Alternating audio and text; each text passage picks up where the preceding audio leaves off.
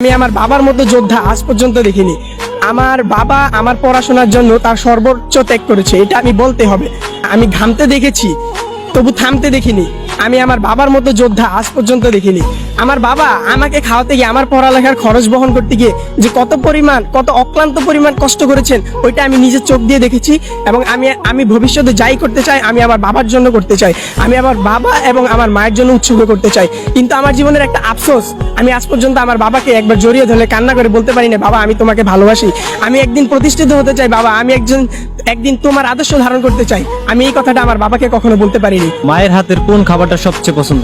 মায়ের হাতে আমার খাসির মাংসের কালাভুনা, বিরিয়ানি, এগুলো তো মায়ের হাতের এভারেজ খাওয়াটা পছন্দ। তবে আমার মায়ের হাতে আমার শীতকালীন যে পিঠা, তারপরে নলেন গুড়ের পিঠা, এইসব দুধপলি, এইসব আমার কাছ থেকে একটু বেশি ভালো লাগে।